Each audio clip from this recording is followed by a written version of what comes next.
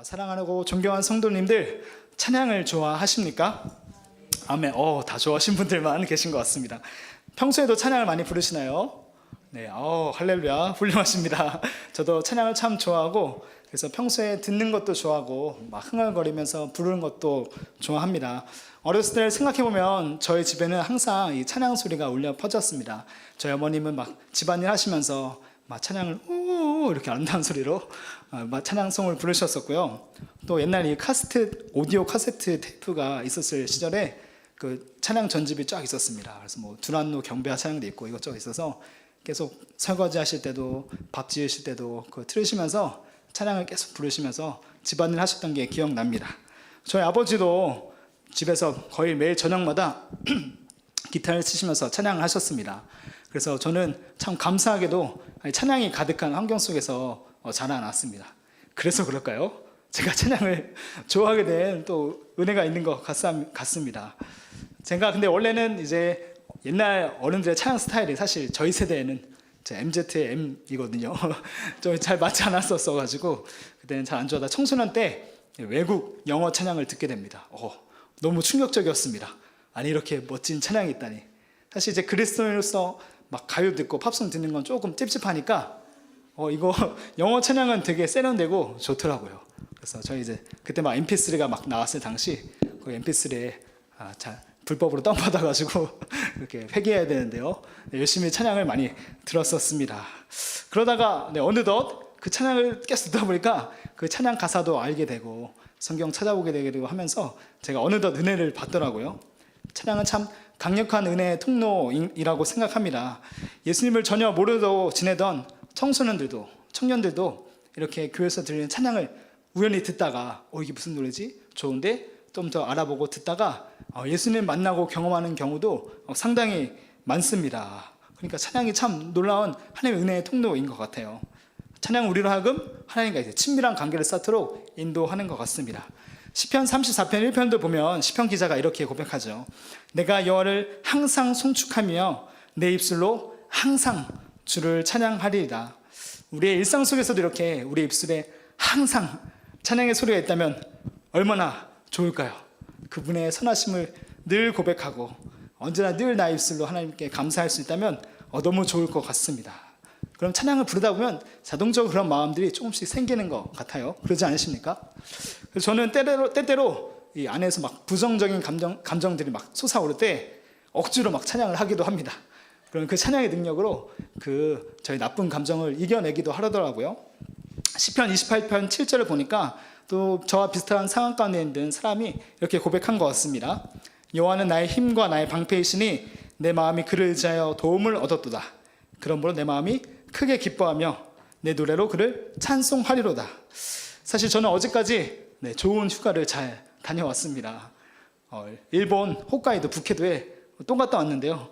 하나님께서 제 삶에 행하셨던 수많은 은혜들, 그 찬양의 순간들 다시 기억할 수 있어서 참 감사하고 좋았습니다. 그리고 또 제가 선교지에서 만났었던 선교사님들과 이제 소원해진 관계들도 있었는데 다시 만나 뵙게 되면서 하나님께서 그 관계도 회복해 주시는 은혜도 누리기도 하였습니다. 그리고 특별히 저희 가족과 참 끈끈해지는 시간을 가졌습니다. 저희 둘째 이진이가 있는데요. 제가 아들 낳아놓고 거의 시간을 갖지 못해가지고 많이 미안한 상태였었습니다. 근데 이번 그 짧은 여행을 통해서 우리 둘째 아들과 많이 친해지고 가족 간에 끈끈해지는 시간을 가졌습니다. 그래서 참 하나님께 감사하고 하나님 너무 좋습니다. 하나님 은혜가 너무 귀합니다. 이렇게 막 고백하는 그런 휴가의 시간을 보내고 왔습니다. 그런데 어제 딱 인천공항에 내려가지고 이제 막 짐을 싣고 막 이제 비행기 타고 내릴 때 그 위에 있는 짐들 꺼내야 되잖아요. 막 짐 꺼내고 그런데 저희 첫째 딸 이서가 갑자기 잠든 거예요. 내려야 되는데. 그래서 얘를 막 이제 들쳐 안고 막 짐을 챙기고 막 가방 여러 개 꺼내고 막 유모차도 꺼내고 막 저희가 빨리 나가야 돼. 뒤에서 막 째려보잖아요. 빨리 나가라고. 그래서 네, 죄송합니다. 빨리 나가려고 하는데 제가 이제 딱 공항 밖에 나와서 이제 자동차 트렁크를 열고 캐리어를 다 싣고 출발하려는데 보니까 제 지갑이 없는 거예요. 그래서 어디 갔지? 대체 어디 갔을까? 저희 아내가 간증하기를 제가 이거 그 빵 봉다리에 지갑을 넣는 걸 봤대요. 그리고 제가 그거를 내릴 때 빵하고 같이 챙길 거라고 생각을 했었나 봐요, 제가. 근데 막 갑자기 막 이런 상황들이 벌어지니까 그것도 다 모르고 네, 그냥 어딘가에 빵 봉다리가 버려진 것 같습니다. 그래서 항공사에 문의했더니 네, 그런 물건 없다고 하더라고요. 네, 그래서 어제 막 집에 돌아와야 되는데 갑자기 제 마음에 온데간데 감사함은 다 사라지고 갑자기 막 왜 당신은 나에게 말 안 해줬어? 혹시 쓰레기 버린 거 아니야? 그 빵 봉다리 당신 버린 거 아니야? 막 갑자기 정제 모드 막 들어가게 되고 오늘 올 줄 몰랐는데요. 네. 그러면서 제 안에 막 감사함이 다 사라지고 막 온갖 부정적인 마음들이 막 쏟아 생겨나더라고요. 거기 있는 신분증이며 카드며 막 온갖 것들 다시 발급받을 생각하니까 너무 복잡하고 무엇보다 제 5만 원권이 거기 있었거든요. 그 5만 원이 너무 아깝더라고요. 그거면 삼겹살 한번 가족이 맛있게 사 먹을 수 있는데 에이 그럼 헌금이나 할 걸 괜히 꽁꽁 안 갖고 있다가 이렇게 됐나 보다 막 그런 생각을 하다가 아무튼 막 공항을 인천공항 떠나고 집에 오는데 제가 막 이제 인상이 울그락불그락 했나 봐요. 가족들도 막 긴장하고 그러면서 이대로 이 여행을 마무리해서는 안 되겠다 싶어서 제가 속으로 막 찬양을 했습니다. 감사와 찬양 드리며 주 앞에 나아가세. 그리고 한 10분쯤 운전하고 오다 보니까요. 제 마음이 좀 이렇게 차분해지더라고요. 그리고 좀 회개하는 마음이 생겼습니다. 아니 이렇게 같이 가족이 함께 즐거운 시간 보내고 온 것도 너무 감사한데 그 지갑 좀 없어졌다고 막 가족들한테 화내고 미안합니다. 네. 짜증내고 막 그래도 하나님께도 막 그랬던 게 참 죄송하다는 생각이 들었습니다. 어쨌든 그런 상황 속에서 제가 찬양을 불러서 참 다행이라고 생각했습니다. 이렇게 하나님을 높이는 고백을 하니까 제 안에 부정적인 감정들이 좀 추스릴 수 있게 되더라고요. 역대하 20장에도 보면 여호사밧 왕이 전쟁에 나갔을 때 찬송한 사람들, 레위 사람들 전방에 서서 하나님을 높여 찬양하게 하죠. 그때 하나님께서 숨겨둔 보병을 딱 일으키셔서 암몬 자손과 모압 자손들이 막 서로 싸워서 자멸하게 합니다. 찬양은 이렇게 영적 전투에서 승리하게 합니다. 사단의 권세를 무력화시키는 능력이 이 찬양 속에 있습니다. 이번 여름에 캠프와 수련회 및 라오스 단기 선교가 시작되고 있는데요.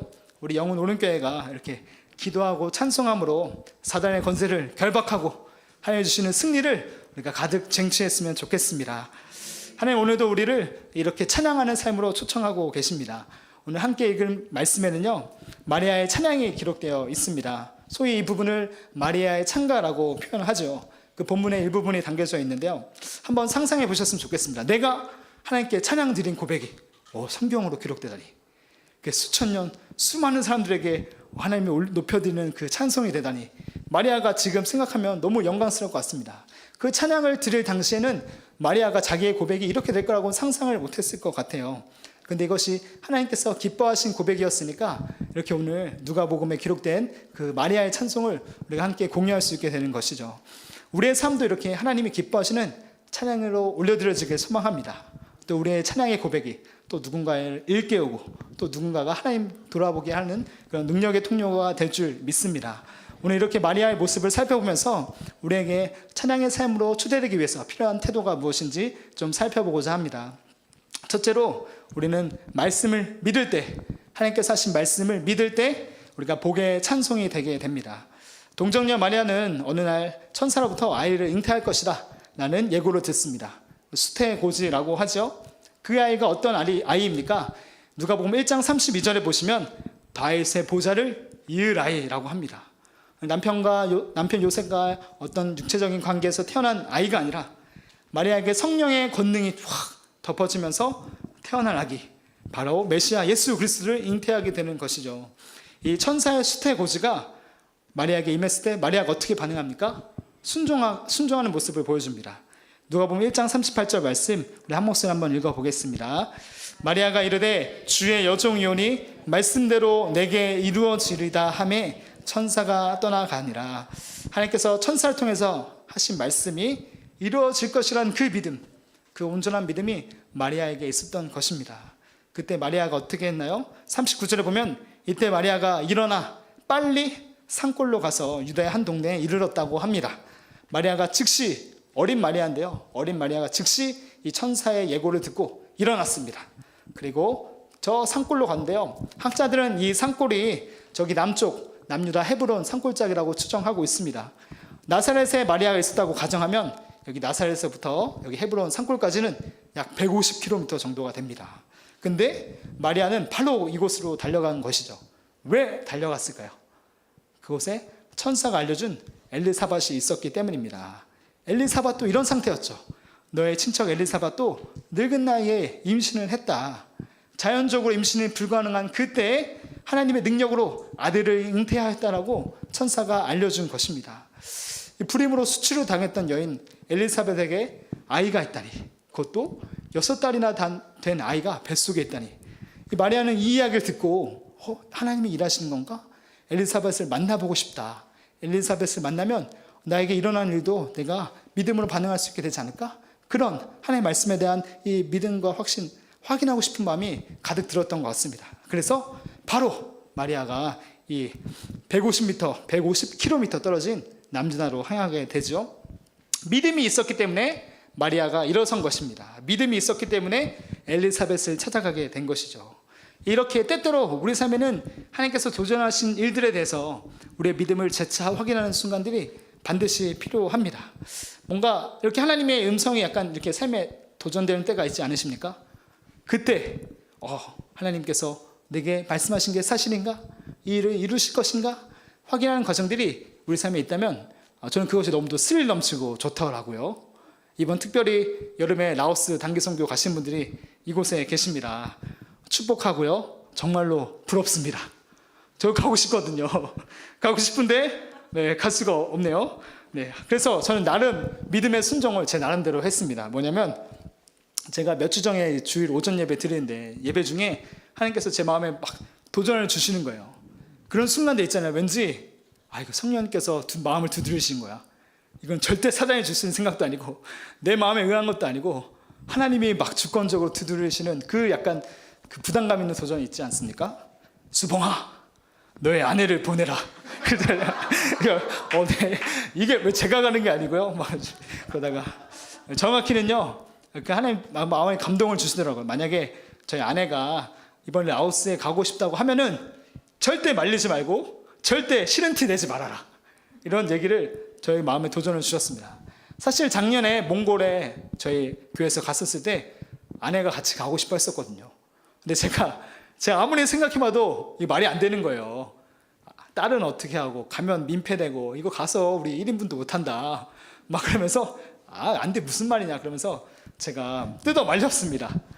근데 제가 그 마음에 부담이 있었는지 또 예배 드리는데 갑자기 그런 도전을 확 주시더라고요.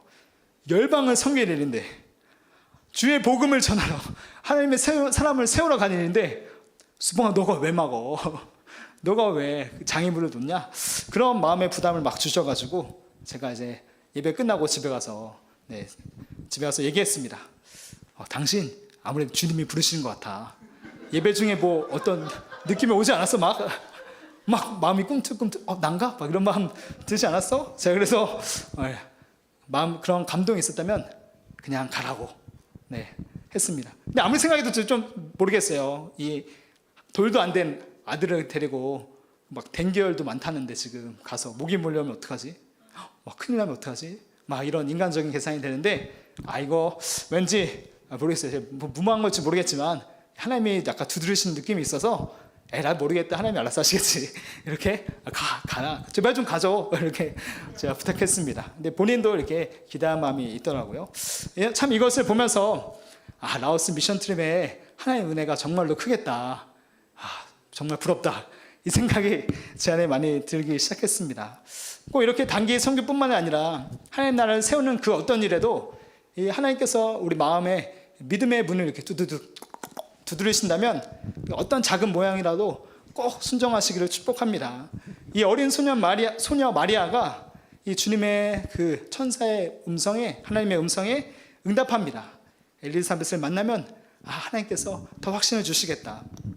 그랬더니 엘리사벳을 만났더니 엘리사벳이 성령에 충만해서 마리아에게 이렇게 얘기하는 것이죠. 1장 41절 말씀입니다. 엘리사벳이 마리아가 문안함을 들으매 아이가 복중에서 뛰노는지라. 우와, 이 아기가 보통 아기가 아니었나 봐요. 그냥 쿵쿵 차는 정도가 아니라 막 뱃속에서 뛰놀았다고 합니다. 멀리서 마리아가 찾아와서 인사하는 소리를 듣고 이 뱃속에 있는 장차 세례 요한이 나의 주님의 어머니가 오셨다 하고 막 뛰노는 것이죠. 그때 엘리사벳이 성령이 막 부어졌나 봐요. 성령으로 예수 그리스도를 잉태하고 또 성령께서 엘리사벳에 임하니까 막 예언이 쏟아지는 것이죠. 누가복음 1장 42절 44절 말씀입니다. 우리 한 목소리 함께 읽어보겠습니다. 큰 소리로 불러 이르되 여자 중에 내가 복이 있으며 내 태중의 아이도 복이 있도다. 보라, 내 문안하는 소리가 내 귀에 들릴 때까지 아이가 내 복중에서 기쁨으로 뛰어났더라. 마리아는 자기가 임신을 한 건가? 막 긴가민가 했을 겁니다. 뭐 천사 왔다 갔는데 진짠가? 있나 없나? 그런 상황 중에 엘리사벳을 만나니까 내 뱃속의 아이가 복이 있도다. 막 엘리사벳의 세례 요한의 아기가 막 기쁨을 뛰어오고 이 선포를 듣는 마리아의 감정이 어땠을까요? 우리 엘리사벳의 입을 통하여 하나님께서 나에게 확신을 주신구나. 너무 기쁘지 않았겠습니까? 하나님께서 내 삶에 일하고 계신다니 내가 순종한 것이 맞았구나. 내가 이 예수 그리스도 약속된 메시아를 잉태하게 되다니 이 기쁨이 엄청 가득했을 것 같습니다. 특별히 이제 엘리사벳 뱃속에 있었던 세례 요한, 이거 6개월 된 이 조그마한 요 태아가 뭘 알겠어요? 인간적으로 생각하면. 근데 하나님의 충만함을 입은 이 태아도 막 뱃속에서 기쁨을 뛰노는 것이죠. 이것은 사실 이제 누가복음에 쭉 이어질 하나님의 사역, 예수 그리스도의 사역이 어떠한지 미리 보여주는 하나의 예가 됩니다. 예수 그리스도를 만나는 인생, 예수 그리스도가 가져올 그 하나님 나라의 복음을 영접하는 인생은 이렇게 누구든지 기쁨이 회복된다는 것이죠. 엘리사벳이 또 이렇게 선포합니다. 45절 말씀입니다. 주께서 하신 말씀이 반드시 이루어지라고 믿은 그 여자에게 뭐가 있도다? 복이 있도다. 믿는 자에게 복이 있습니다. 마리아가 만약에 하나님의 말씀을 거절하고 내가 잘못 들었나 보다. 그렇다면 이런 복과 기쁨을 누리지 못했을 겁니다. 하나님이 다른 사람 택하지 않으셨을까요? 저는 잘 모르겠지만 마리아가 자신을 주님의 종이라고 여기고 주님의 말씀이 내 삶에 이루어질 것을 믿었기 때문에 그녀가 어떻게 됩니까? 세상을 향한 하나님의 복이 된 것이죠. 사랑하는 성도님들, 이렇게 믿는 자마자 하나님의 말씀이 이루어질 것을 신뢰하는 분마다 하나님께서 약속하신 그 온갖 풍성한 복이 우리 삶과 가정에 이루어질 줄 믿습니다. 에베소서 1장 12절은 우리의 삶이 하나님의 영광의 찬송이 되도록 부르셨다고 이야기하고 있습니다. 하나님의 말씀을 믿고 순종하면 창세기 12장에 아브라함을 불렀었던 그 복, 세상을 향한 복, 그 다음에 마태복음 5장 산상수훈에 너희는 세상의 복이라, 팔복이라고 얘기하는 그 복이 우리 자신의 인생이 되는 것이죠. 하나님의 말씀을 믿을 때 우리 삶 자체가 하나님의 영광의 찬송이 되는 것입니다. 이렇게 우리의 삶 자체가 하나님의 영광을 드러내는 복덩어리, 찬송이 되기를 간절히 소망합니다. 또 우리는 어떻게 이렇게 하나님 찬송하는 삶을 계속해서 살아갈 수 있을까요? 두 번째로 우리를 돌보시는 하나님을 기억할 때 우리 인생이 찬송하게 됩니다. 마리아는 자신의 삶에 이렇게 기이한 일을 행하신 하나님을 온 마음을 다해서 찬양합니다. 1장 46절 47절 말씀입니다. 우리 한 목소리 한번 읽겠습니다. 마리아가 이르되 내 영혼이 주를 찬양하며 내 마음이 하나님 내 구주를 기뻐하였음은 그녀의 영혼이 하나님을 찬양하고 그녀의 마음도 구주를 기뻐하고, 이것은 마리아의 온 존재가 하나님께서 하신 일들을 기뻐하고 여호와를 찬송하고 있다는 것을 강조하고 있는 것이죠. 이 마리아의 기도 어딘가 닮은 구석이 있습니다. 사무엘상 2장에 나오는 한나의 기도와 매우 그 모습이 닮아 있습니다. 한나도 불임이었었죠. 그런데 하나님의 능력으로 선지자 사무엘을 잉태하게 됩니다. 그리고 그 사무엘을 여호와의 성전에 헌신해서 드릴 때 한나의 기도가 사무엘상 2장에 등장하게 됩니다. 사무엘상 2장 1절을 제가 읽겠습니다. 한나가 기도하여 이르되 내 마음이 여호와로 말미암아 즐거하며 내 뿔이 여호와로 말미암아 높아졌으며 이는 내가 주의 구원으로 말미암아 기뻐함이니이다. 여기서 이어지는 이 한나의 찬양은요, 예언적인 성격을 갖고 있습니다. 바로 아들 사무엘이 바로 기름 붓게 될 그 다윗의 왕권, 영원한 메시아에 대한 그 찬송이 지금 미리 한나의 찬양의 고백을 통해서 선포되어지고 있는 것입니다. 훗날 이 한나의 기도가 사람들이 멜로디를 붙인 것 같습니다. 그래서 이스라엘 사람들 가운데 이것이 어떤 노래로, 한나의 노래로, 한나의 기도로 계속 불러졌던 것 같습니다. 이 영원하신 왕 예수 그리스도의 오심과 그분의 통치, 한나의 기도는 자신의 찬송을 통해서 이 하나님께서 이루실 그 하나님의 놀라운 일들을 예언적으로 선포하고 있는 것이죠. 잃은 자들을 구원하시는 메시아가 오실 것이다. 이것이 바로 한나의 찬양과 감사의 고백 가운데 선포되어지고 있는 것입니다. 이 한나의 고백이 오늘 누가복음에 와서는 마리아의 찬양으로 이어지고 있는 것이죠. 이렇게 보면은 성경에는 이 사람의 찬송이, 사람이 하나님께 감사함을 울려 퍼지는 이 노래와 기도가 예언적으로 작동할 때가 굉장히 많이 있습니다. 시편의 찬송들이, 다윗의 시편들이 특히 그러하죠. 왜냐하면 하나님께서 사람을 감동시키셔야만, 성령께서 마음에 감동을 주셔야만 우리가 진정한 찬양을 드릴 수 있기 때문이죠. 감사하지 않는 마음으로 찬양해 보신 적 있습니까? 내가 기쁘지 않게 찬양할 거야. 하나님의 살아계심을 믿지 않으면서 찬양해 보신 적 있습니까? 저는 어렵더라고요. 믿음 없이 기도하신 적 있습니까? 저는 잘 안 되더라고요. 하나님께서, 성령께서 믿음을 부어주시고 우리를 만져주실 때 우리가 정말 진정한 찬양을 드릴 수 있기 때문에 우리가 하나님의 영에 충만해서 울려 퍼지는 그 찬양과 우리 기도의 고백들이 예언적인 성격을 갖게 됩니다. 지금 마리아가 성령에 감동되어서 찬송하게 된 이유가 무엇이라고 말씀하고 있나요? 누가복음 1장 48절 49절 말씀입니다. 그의 여종의 비천함을 돌보셨음이라. 보라, 이제 후로는 만세의 날을 복이 있다 일컬으리로다. 능하신 이가 큰 일을 내게 행하셨으니 그의 이름이 거룩하시며. 마리아는요, 주님께서 자신의 비천함을 돌봐주셨다, 이 은혜를 경험해서 감사함으로 찬송하고 있는 것이죠. 여기 나오는 비천함은 헬라어로 타페이노시스라고 합니다. 이것을 살펴보면 사회적으로, 경제적으로 매우 낮은 지위에 있는 사람, 내세울 것이 없는 사람, 어떤 특징이 없는 사람을 뜻하는 단어입니다. 마리아는 자신을 여종이라고 표현했습니다. 그리고 자기가 낮은 위치에 있다는 것을 얘기한 걸로 보아서 아마 이 마리아는 그렇게 잘 살지 않았던 것 같습니다. 가난하고 배경이 없는 그런 부류의 사람이었을 확률이 높습니다. 그런 어린 소녀였었죠.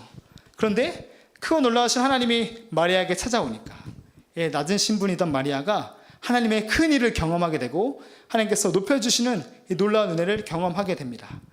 하나님께서 큰 일을 행하셨다, 이 표현은 마치 이스라엘 백성이 애굽에서 홍해바다를 가르고 건너 나온 것과 비슷한 표현입니다. 하나님께서 이스라엘을 해방시킨 그 사건, 마치 그런 일을 지금 마리아의 삶 가운데, 우리의 비천하고 낮아진 인생 가운데 하나님이 이루신다는 것입니다. 하나님께서는 당신의 자녀들이 상한 마음과 온갖 핸디캡 속에서 살아갈 때 하나님 그것을 외면하지 않으시고요, 큰 구원을 베푸시는 우리 하나님이십니다. 하나님께서 우리의 비천함을 돌보아 주시면, 우리의 비천함을 관심을 가지시고 살펴보시면 우리에게 회복과 큰 구원이 일어나게 되는 것이죠. 이것은요, 레위기에 기록된 하나님의 영원하신 약속입니다. 레위 26장 9절에 말씀이 기록되어 있습니다. 내가 너희를 돌보아 너희를 번성하게 하고 너희를 창대하게 할 것이며 내가 너희와 함께한 내 언약을 이행하리라. 아멘. 이 마리아를 돌보아 주시고 창대하게 해주시겠다는 이 은혜, 우리 삶에도 동일하게 이루어질 줄 믿습니다. 구주 예수께서 자신의 뱃속에 잉태되는 이 엄청난 복, 마리아는 자신이 만세의 복 있는 자로 불릴 것이라 고백하게 되죠. 감사의 찬양을 이어서 쭉 고백하게 됩니다. 사랑하는 성도님들, 하나님께서는 우리 낮아진 우리의 삶 가운데 우리의 비천함을 또한 돌봐 주실 줄 믿습니다. 하나님의 약속을 오늘도 믿고 오늘도 의지하면서 하나님 도와주십시오, 긍휼을 구할 때 하나님 우리의 살펴보시고 언제나 늘 그렇듯이 큰 구원을, 큰 회복을 베풀어 주십니다. 성경에 보면 이렇게 낮은 사람들, 낮은 지위에 있는 사람들, 비참한 상황에 있는 사람들을 하나님께서 사용하신 경우가 굉장히 많이 있습니다. 낮은 자들을 일으키셔서 강한 자들을 부끄럽게 하시는 하나님이시죠. 특별히 누가복음에는 이런 낮은 자들의 이야기가 굉장히 많이 나오고 있습니다. 특별히 오늘 보시면 아시겠지만 누가복음은 여성분들을 귀하게 다루고 있습니다. 성경에 기록될 당시에 죄송한 말씀이지만 여성분들은 낮은 지위에 있는 약자였었습니다. 그런데 누가복음에는 이 여성분들이 이 신앙의 모본으로 계속 제시되고 있습니다. 엘리사벳도 그렇고 마리아도 그렇고 안나도 그렇고. 마리아는 만약에 동정녀로서 잉태하면 사회에서 외면당할 수 있는 상황이었었죠. 불결한 여성이라고 돌을 맞을 수 있는 상황이었지만 예수 그리스도의 그 오심, 하나님의 뜻에 순복함으로 하나님의 뜻을 이루는 모습을 보이게 됩니다. 이런 모습들 보면 우리 교회에 계신 이 아름다운 여성분들과 참 닮아있다는 생각도 하게 됩니다.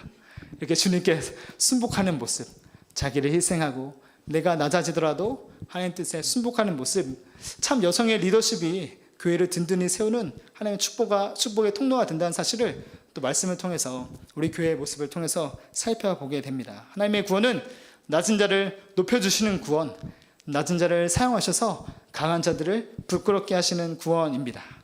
반면에 하나님을 두려워하지 않고 또 하나님을 대적하는 자들은 하나님께서 손으로 흩어져 버려 주신다.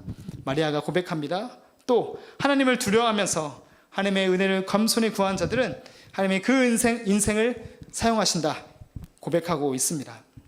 사랑하는 성도님들, 비록 우리 삶 가운데 아직도 잘 해결되지 않는 어떤 내 삶의 비천함, 상한 심령, 깨어진 환경이 있더라도 구원을 베푸시는 그 하나님의 능력을 붙잡으시길 소망합니다. 낮은 나라도 하나님 능히 사용하실 수 있다. 낮은 마리아를 사용하셨던 것처럼 그 어떤 낮은 자라도 하나님의 능력이 임하시면, 성령이 충만히 임하면 하나님의 구원의 놀라운 복의 통로가 되는 것이죠. 그 사람의 인생이 하나님을 찬송하는 영원한 복이 되는 것입니다. 이미 예수 그리스도를 통해서 내 삶에 임한 이 하나님의 능력, 하나님의 돌보심을 찬송하고 노래할 때 원수는 떠나가고 이 땅에 우리를 통해서 천국의 문이 열릴 줄 믿습니다. 사랑하는 성도님들, 지금도 하나님은 우리를 찬송하는 사람으로, 하나님을 높이는 삶으로 초청하고 계십니다. 마리아가 오늘 그랬던 것처럼 하나님께서 성경을 통해 내게 하신 도전들, 그 어떤 것이라도 그것이 내 삶에 반드시 이루어질 거야, 내가 순종해야지 믿고 하나님께 맡겨드리시는 놀라운 은혜를 누리시기 바랍니다. 그러면 우리의 삶이 하나님이 사용하시는 놀라운 영광의 복이 됩니다. 우리의 낮음과 비천함을 하나님께서 돌보아 주신다, 외면하지 않으신다는 것을 기억할 때 우리는 구원하신 하나님을 믿음으로 찬송할 수 있게 되는 것이죠. 사도 바울과 신라도 빌립보 옥에 갇혔을 때 찬송하지 않았습니까? 찬송했을 때 옥고가 풀어지는 그 놀라운 기적을 경험하지 않았습니까? 우리 삶에 어떤 옥고가 있든지, 어떤 장애가 있든지, 어떤 한계가 있든지 믿음으로 하나님 찬송할 때 하나님께서 우리에게 큰 구원 베푸실 줄 믿습니다.